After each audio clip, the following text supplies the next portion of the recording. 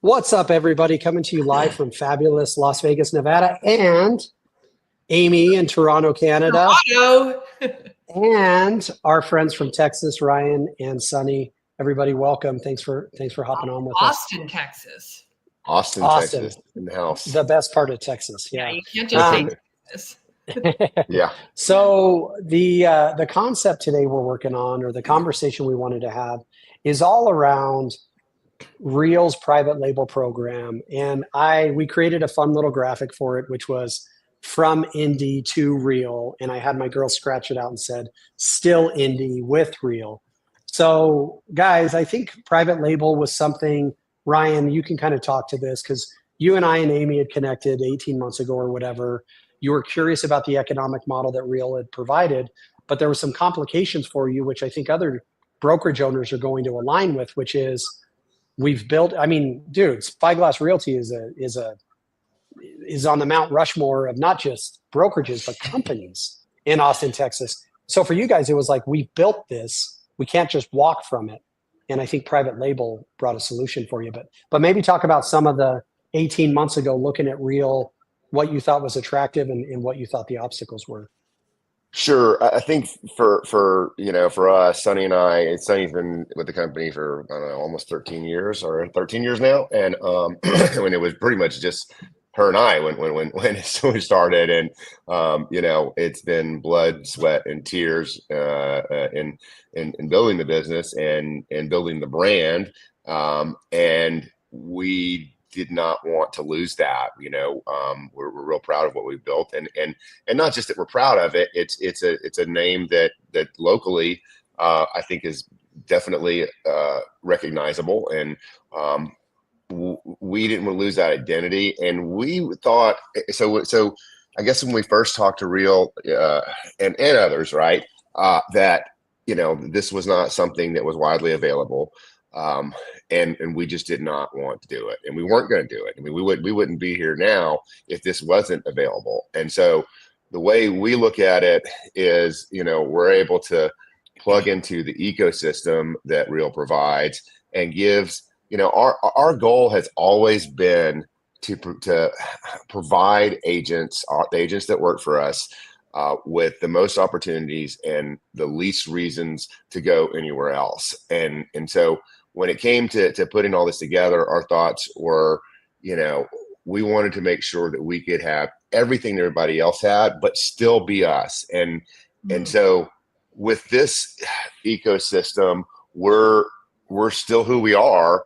And really the agents haven't really seen that much of a change at all. Like with us, we're not powered by Real. We have chosen so far not to really co-brand with Real. It's not to say that we'll never do it, or we just wanted a very seamless transition. And we're not embarrassed to say we're proud to be part of the Real network, but we're Spyglass Realty.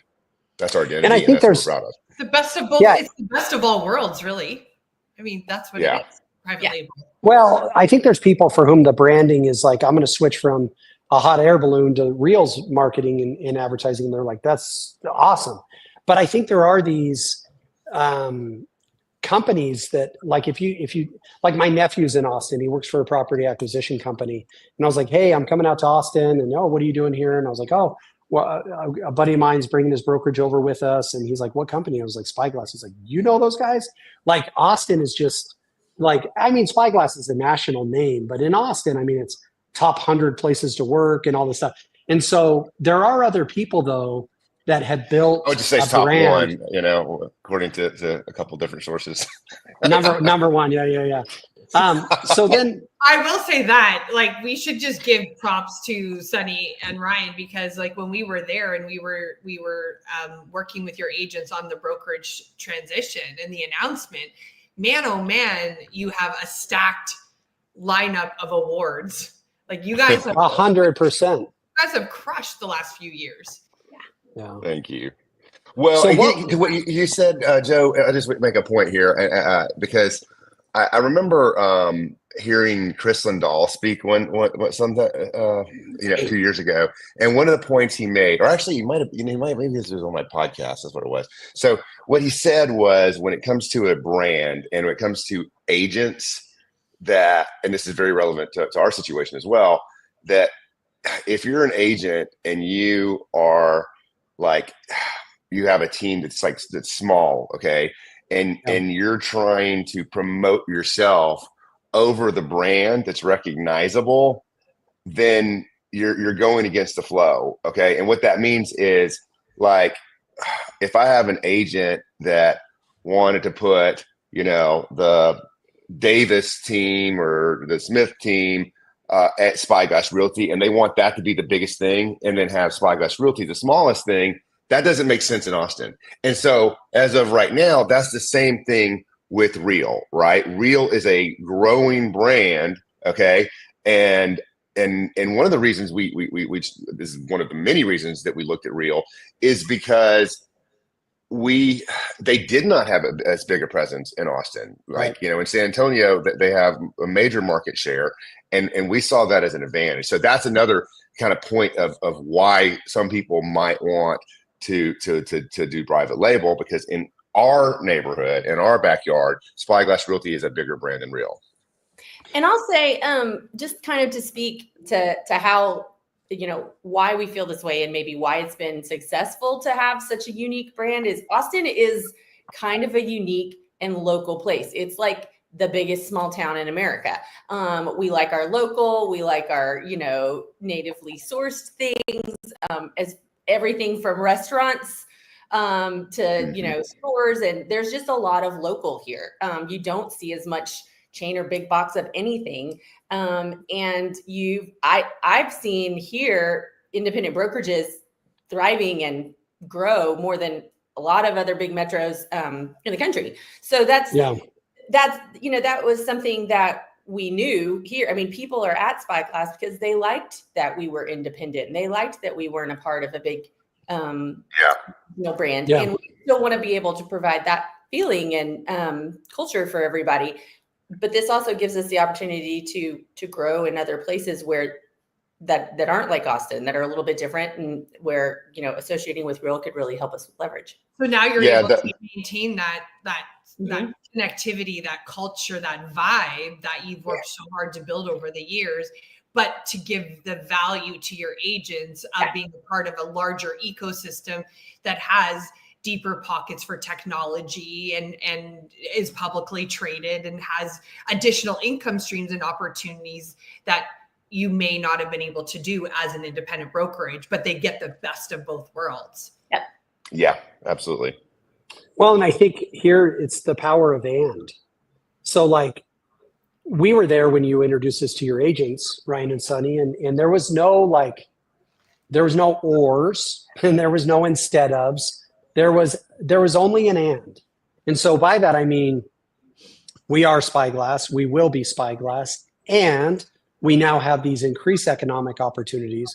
We're able to grow outside. We were already outside of Austin, but you're able to grow outside of Texas. If somebody's family has a team in Georgia, there's now some affiliation opportunities. So Ryan, talk a little bit about what attracted you as an independent brokerage owner to looking at Real and being able to provide those opportunities to your agents. That, I mean, you and I have both owned independent brokerages. There's a lot of beauty in it, but there also are some restrictions that can make it tough to get beyond the here's a commission check, here's an award, here's a pat on the back.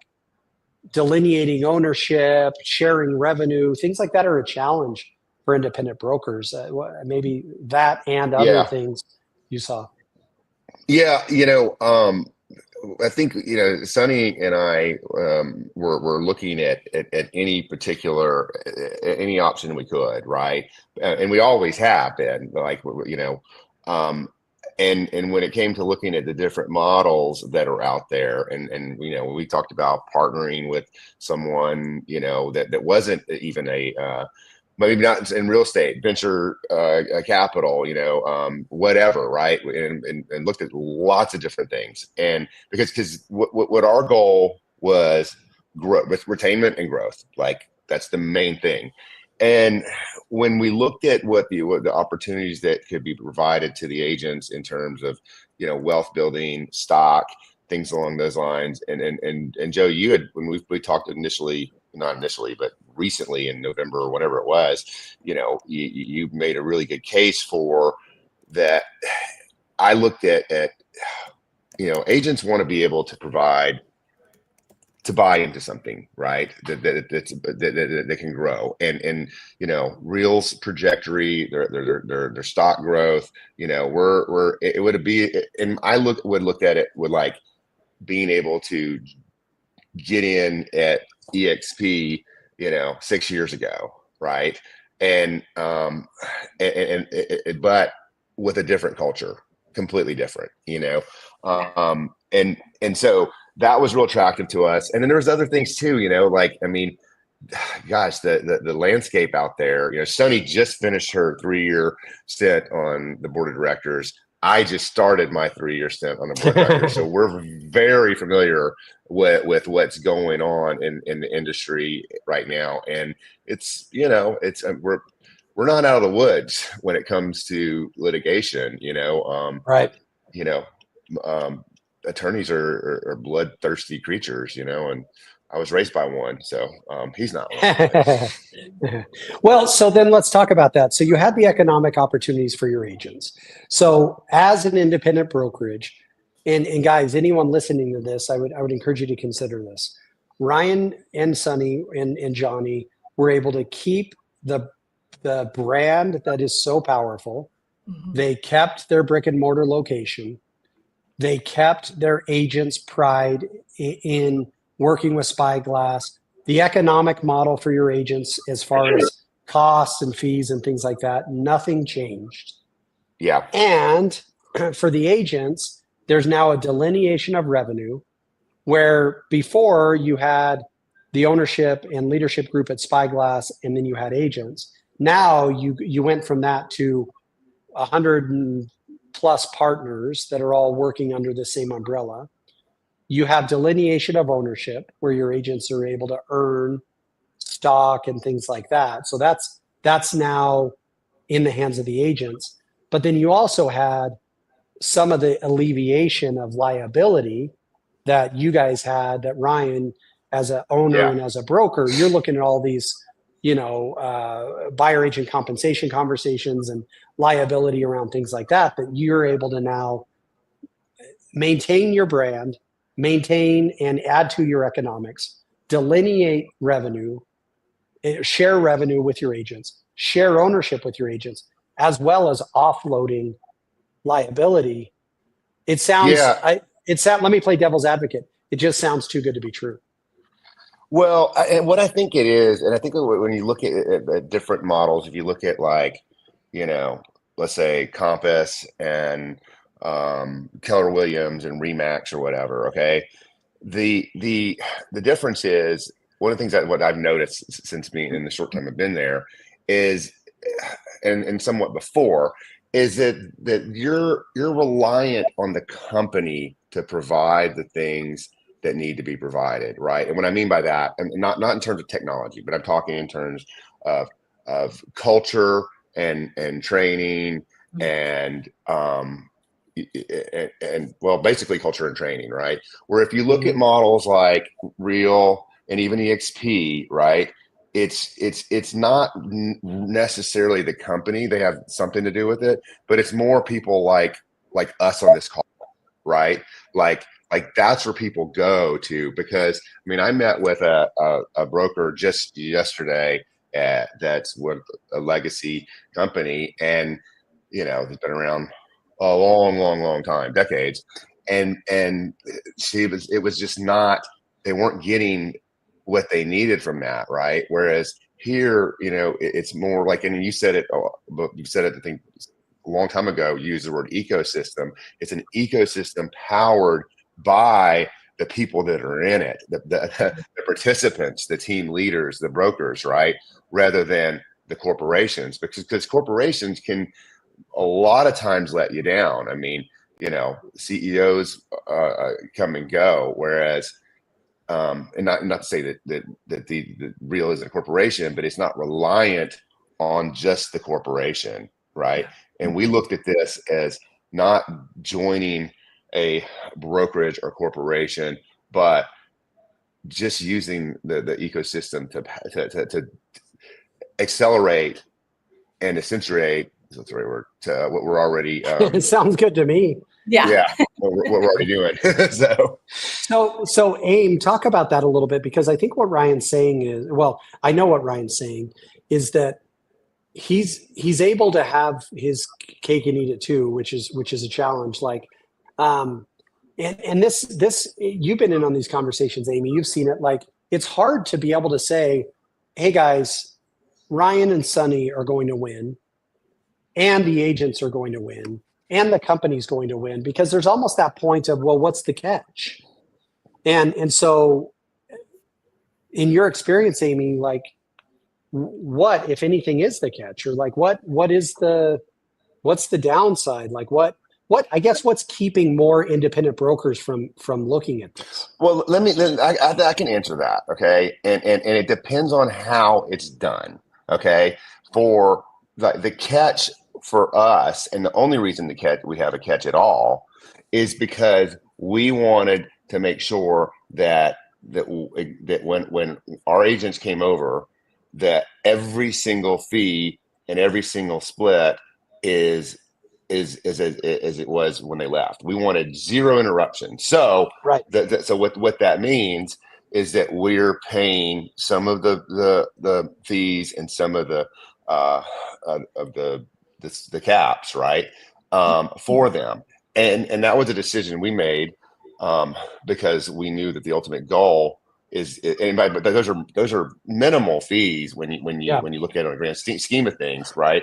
But we wanted to do that because we knew that the growth opportunity was there. I mean, we've been with Real a month, and we have how many agents? 3 that have come back so far, or is it 2?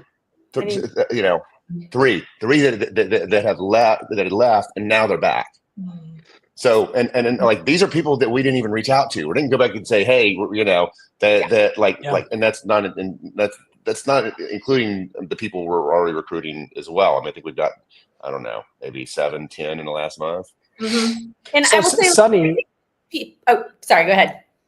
No, I was just going to say, you understand, like, you understand the emotions of the agents, you understand the desires of the agents, and like, what is it about this type of ecosystem or like that you've seen so far that's resonated with your agents? Because Ryan did a good job of articulating, like, you guys took on some additional costs to do this. Mm-hmm. So then the way that it makes sense is to have growth. And now you guys are seeing that growth.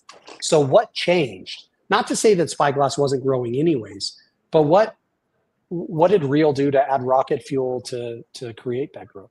Well, and I think you mentioned a stat from your brokerage, Joe, of like, you know, there'll be kind of a minority portion of a group this size that really takes advantage of like the economic opportunities that are available as far as like stock purchase plan and, you know, attraction and revenue share and all that. And so for the group that were interested in things like that, this just gave them the things that honestly, as an independent brokerage, we were never going to be able to do. We were never going to be, I mean, we talked through this with you, Joe, like we were never going to be able to offer stock and some things like that. And we could have dreamed up ideas of how to do it, and it probably just would not have been feasible. So just giving the group of people that are interested in stuff like that, all while being able to maintain exactly what people that are not interested in that and want to, you know, just keep on trucking with the way things were, and they liked Spyglass the way it was, and those people can now coexist together. The ones that wanted to grow and move on, and the ones that wanted things to stay the same. And and that provided a space where we can do it. We can kind of do it all. And I think coexist is such a great line. Yeah. And I think that, I mean, I can speak to like when Ryan 18 months ago was like, hey, I want us to talk to Joe and Amy. And I was probably a little bit more, you know, I put up my stop signs a little harder than he did. I was like, no, we're Indy. This is what we do. This is, we're committed to this, and we're committed to it because of X, Y, and Z. And so we can totally understand the feelings behind independent broker owners that, feel like they will, and all the things that they feel like they'll lose lose autonomy, lose your brand, lose your culture, like all but really it came down to us. It's like, how do we maintain that? And this is really the way we do it. Like Ryan said, like the landscape of things are changing. There will be less indie brokerages 10 years from now than there are today. And well, and I think that is a really good point to touch on, Sunny, because I think like as a business owner, independent brokerage owners have to look at what they're doing and decide what their runway is for. Like, are you planning to be in this business for 5 years, 10 years, 20 years? If you are, then you need to start making decisions today that are going to make sure that you're thriving in that time frame, right? If you want to be an independent broker for the next 3 to 5 years and just take a good finish a run at it, and then whatever happens in the industry. But if you're here for the next 5, 10, 15 plus years, like this is the industry economy where you have to evaluate how am I serving my people at the highest level that they're going to want to stay in business with me long term.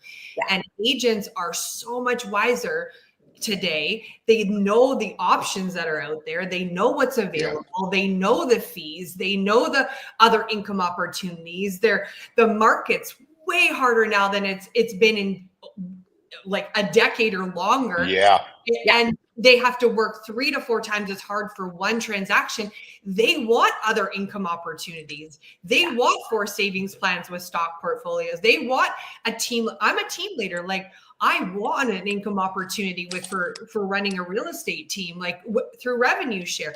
You're already doing it anyways. Like, why would you not want to help your bottom line or take that revenue and fuel it back into your business, generate more leads, create more exposure for your brand? And now team leaders can do that at Spyglass, and they can then have that additional income opportunity at Real. And the best part about this model, and I'm sorry, because you guys all know I love Real, but is that everybody has the same opportunity.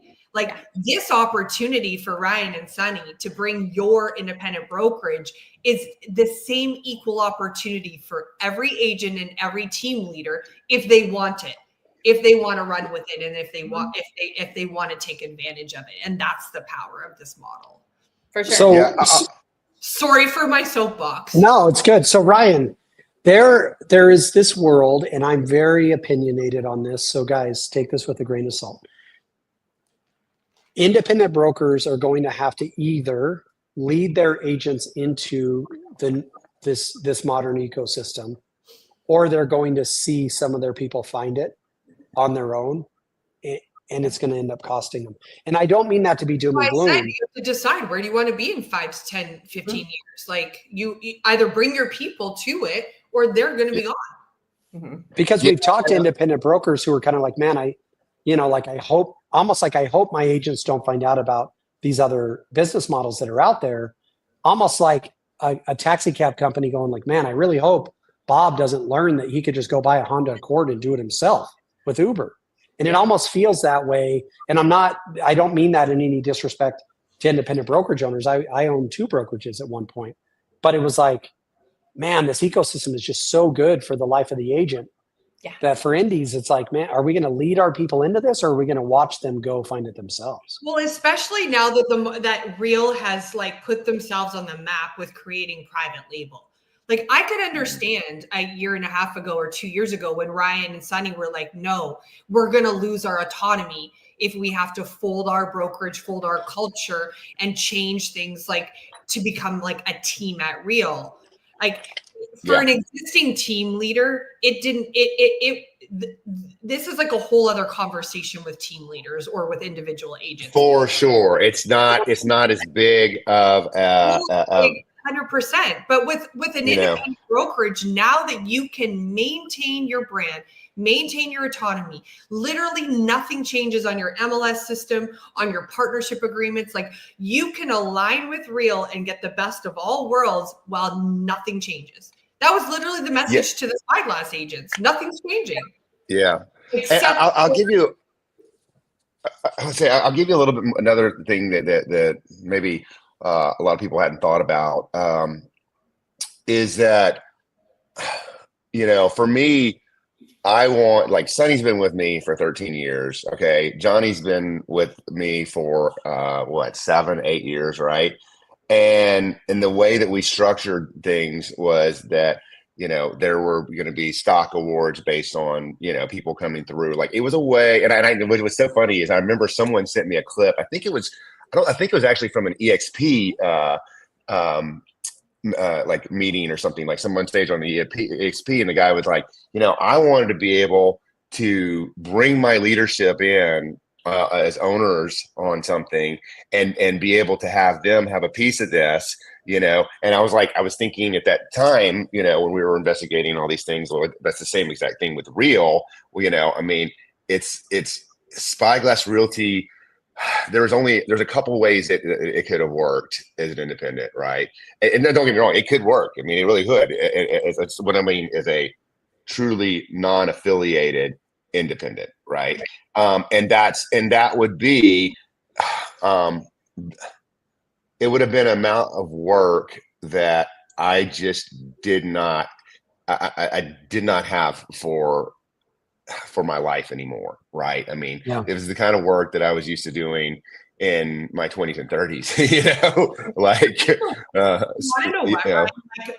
Okay, so since we're having this conversation, I think that is a very, very important thing that most people are not considering. And maybe they are. And maybe it's just like something that I just feel like I just want to say. It's like, you have to make a business decision that is best for you and your people, and where you're at in your life, and how much, like, this industry's tough. Like, let's be honest, it can take its toll on you. And we all know that. We've all been in it for a long time.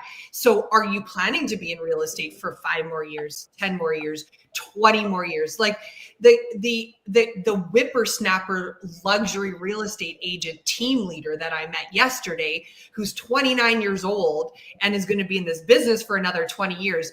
That conversation was very different than the one we're having when we're talking about being 50 in 2025.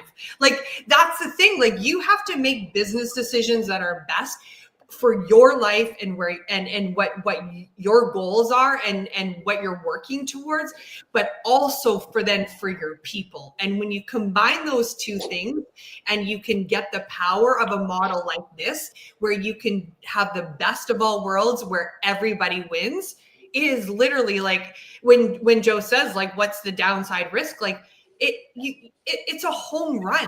It literally is a home run. And I know I'm saying that from being in a seat of like where we're all winning together at Real. But the bottom line is that I understand why it wasn't a home run for you guys 18 months to 24 months ago. I get it. And you never heard any ounce of like pressure or sales pitches or anything from us. It was just like, if this would work for you, great. If not, then that's okay, because then it'll be for somebody else. Well, that's right. You guys were, first of all, we've known each other for 10 something years, right? But your approach to pitching the model is the best I've ever seen, right? And what I mean by that, it's done with class. And so it wasn't you coming to me in the last thing. We stayed in touch, of course, but when it came to, like, if we're looking at different models, there was there would have been nobody else, and I do know a few other people in Real, but it's just well done is what I'd say. And I'll say, just kind of go back to like what Ryan, kind of what you guys talked about, where you are in life. Real, the option to partner with Real, I believe, has extended our runway by years, if not decades. In that, I just didn't see where, like Ryan said, we had I'm 45 and I'm sending kids to college next year. And so like, our what we need to do over the next 20 years is not what we could have done 20 years ago. But I mean, we had, I don't know, there's only kind of like so many endings to an independent brokerage. You get bought, you shut your doors, or you partner, and then your runway turns into kind of infinity, right? And so and I feel like that's kind of what we did. Well, and I think when go ahead. Go ahead. I was just going to say, when you look at the exit plan, there's not right now, because we got a buyout offer 4 years ago before we came to Real. I mean, that was pre-lawsuits. That was pre-liability issues. I mean, I don't know that there's a ton of groups out there going like, man, let's gobble up all these indies and assume all the liability for their stuff. Right. So we've got a few minutes left. And the question I would have for you guys is twofold. Number one, like, how are your agents feeling? Like, how's it going? And number two, what your advice would be to other people that are in your shoes. I've run out of things that I like. My good friend Justin Bieber, never say never, right? Like I've ran out of things that I can say never about. But there are people out there that are like, man, I'm never abandoning this independent brokerage fight. I'm never joining a company like, a revenue share based company. So I guess part one is, how's it going? And then to wrap up, part two, what would your advice be to people who are kind of sitting there going like, I'd love to, I would love for things to change, but there's a little bit of fear. Well, Sunny, why don't you take the agent question? I'll take the second one. I think that, they're excited about new opportunities. We thought and planned really hard with the help of Amy and Joe in the launch and how we were going to do it and the timing and all of that. And I will say that, I don't know how it works everywhere, but I really liked the way we launched with our people and the support that we had and the system kind of that we set up. As far as transitioning everybody, we were told to expect attrition, and we kind of didn't have it. We didn't get any, and hats off. Look, Sunny did so much work, and she's just such an amazing person, in every single way. I mean, she goes straight from that, to managing the Realty Hack Summit, which was 2 weeks after. I mean, not straight from. She was doing both of them congruently, and that was just like yeah, I mean, it was just amazing. We won't be doing that much.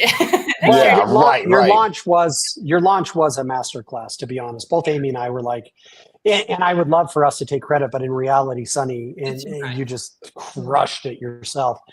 So that went really well. There is this acclimation period, and so like your agents are going to go through this opportunity, and like there's some stuff out there that some of your agents are going to not take advantage of the stock program. Sure. And then a year later, they're going to be like, Ryan, why didn't you make me? Yeah, it's hard because I've had people like, why didn't you make me do the stock plan? And I'm like, dude, all I can do is say like, here's a good thing that I think is a good idea. But so you're going to have some growing pains. But I think you guys got complete adoption, and now there's acclimation, which is the next challenge. But Ryan, for you, we've even gotten another curveball in our acclimation, in that we had a change to our sales contract from the state over the last few weeks. So right about the time we launched, our commission here in Texas launched a new contract and changed all that was commission related. So just after we got used to some changes in August, we got changed up again. But I think that people are feeling really glad that we're still in this, that we're still this group and this community and this company that they've always felt comfortable in during change like that. So it's kind of like being able to have that, comfort. Some of the things that your agents were excited about that they talked about at the launch, things were like the option of the stock purchase plan, the option of revenue share, the option of going to like a big annual conference and being a part of something bigger, but to still day in and day out have the connectivity and the culture and the brand of what is the award-winning Spyglass, which is I think the thing that they were most excited about was, there was probably a little bit of doubt, right? Is that was there going to be anything changing? Because we promised that there wasn't, not anything changing that was already going to change, right? Like, I mean, our technology fee went up $35, which is still nothing, right? And but that had nothing to do with we put that out 8 months ago, like, and then a lot of them are just happy, really happy that we didn't make a different choice. There's two people here in Austin that that are known for gobbling up or absorbing or whatever. And I had these two different companies. I don't want to trash anybody. Sure. So I'm not going to say the names, but I had so many comments that I'm glad it wasn't this one. I'm glad it wasn't A. I'm glad it wasn't B. I had so many comments on that. I know that if we would have chosen one of those two companies, and I promise you, one of them is not who you think it is. Okay, well, one's not. What I would say, one's not a model like Real. Okay, right. They just didn't want to be part of that. And so I think that was really the most excitement of everything. Well, and the lesson, but then you have a subset, right? You've got like 10 to 15 to maybe 20% that were really excited about the opportunities that Real provides, right? And so when I look at everything, and to get to your question, Joe, about what others should be thinking about when they're making this is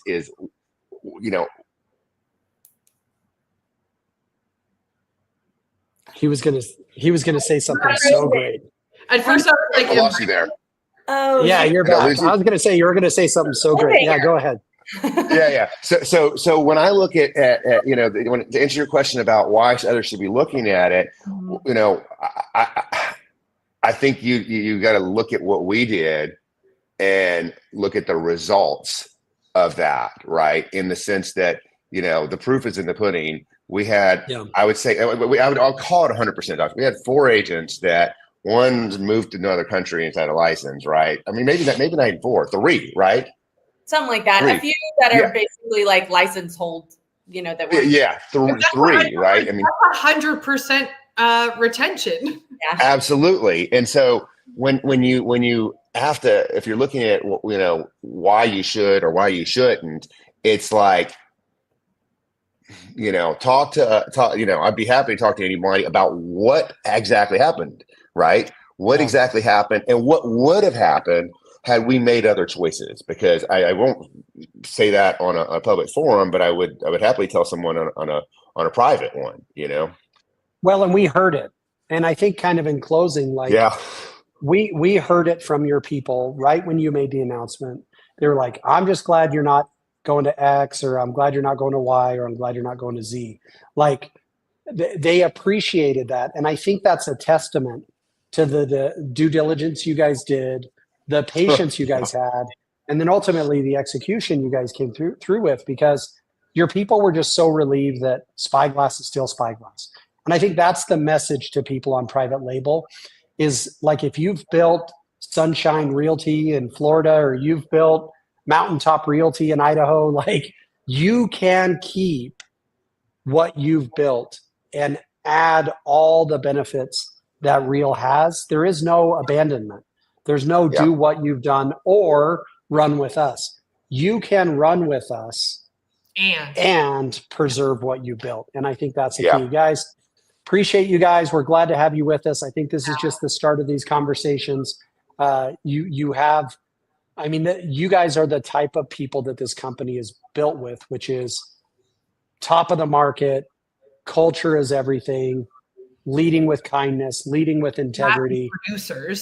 Massive production. Yeah. Like we're just so grateful to be with you guys and appreciate this. If anybody at Ryan Roddenbeck, Ryan, what's your Instagram handle? It's at Ryan Roddenbeck. Yep, hit up Ryan. Sonny's easy to find. Johnny's easy to find. Spyglass is easy to find.